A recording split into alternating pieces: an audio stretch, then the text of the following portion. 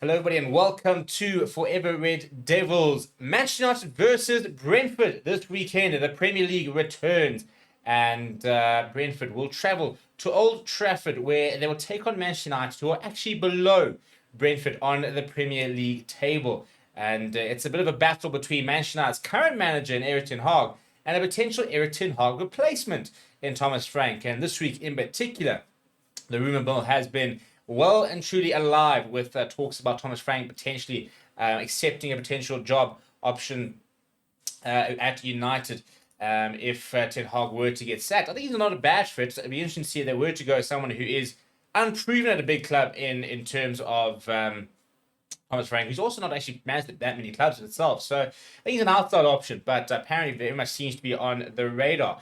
In terms of the form, Manchester United sitting just 8 points from their first 7 games in the league so far. Just the 2 wins, 3 losses, and 2 draws. Brentford, on the other hand, also, as I said, they won 3 matches, also lost 3 and drawn 1. However, Brentford sitting with 10 points. All 10 of those points have come at home. And that in itself bodes well for United, the fact that Brentford are yet to get a point away from home. They've also not beaten a sort of top 6 side. They've failed. They lost to, I think it was Liverpool, Manchester City, and Tottenham.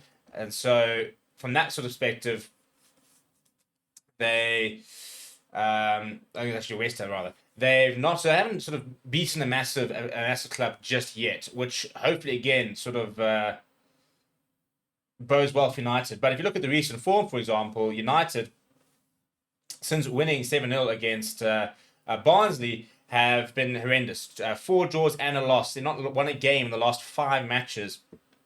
Look at Brentford, on the other hand, they have won 2 matches in their last 5, 3 in their last 6, coming off a win as well. So not very often that Brentford's going to come into a clash where they are in better form, for example, when they are above Manchester United on the table, and when they come into Old Trafford and would fancy a result. But unfortunately, that's kind of the situation United are currently in, given how badly the start has been. Now, there are a couple of players missing for Brentford. Apparently, at this stage, no Rico Henry, Josh De Silva, Igor Thiago, Aaron Hickey, Gustavo Nunes, and Matheus Janssen, who are all unavailable. There is still going to be a call on the likes of Joanna Wissa, Mikkel Damsgaard, and Christian Norgard, who are potentially available.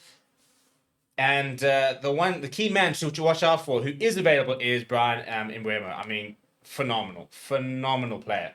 And he's someone that United are going to have to try and keep out. And I think he'll do well to keep him out. A clean sheet for me is so vital. In terms of the Manchester United team news, well, that is my predicted 11.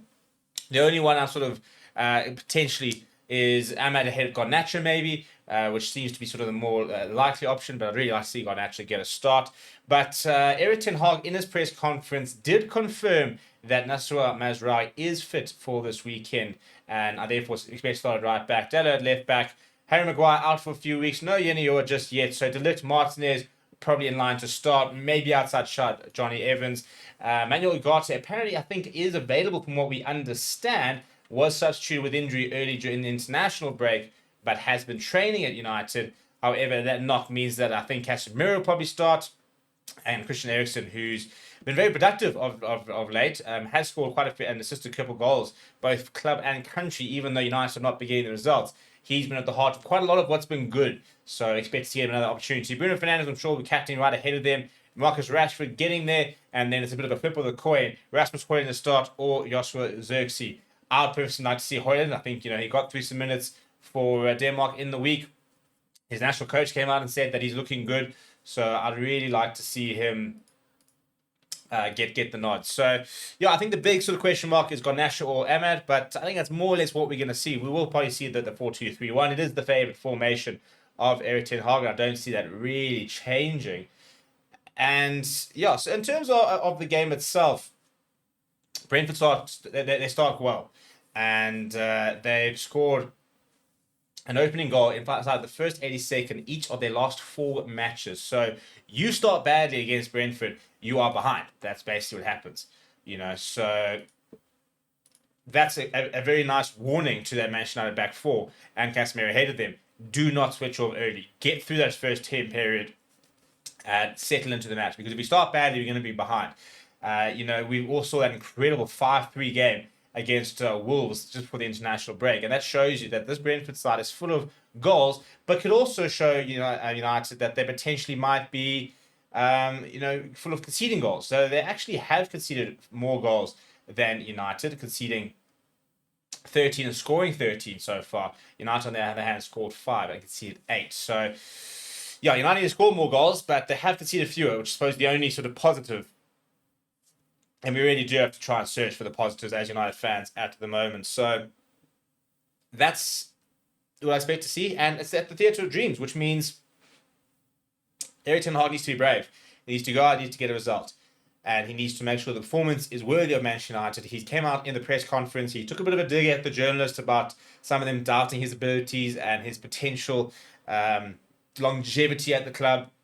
Whether there's discontent within the club, he came out and said, no, your discontent are, the journalists, for example, who are, stoking the fires and the likes.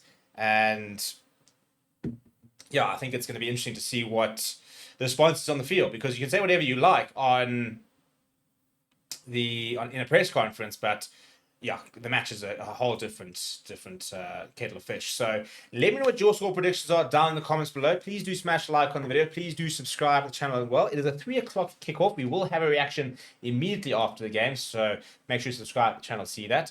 And there'll be more content throughout the weekend, and then we'll be back with our live shows from Monday. So please do join the community, and we'll see you guys all very soon.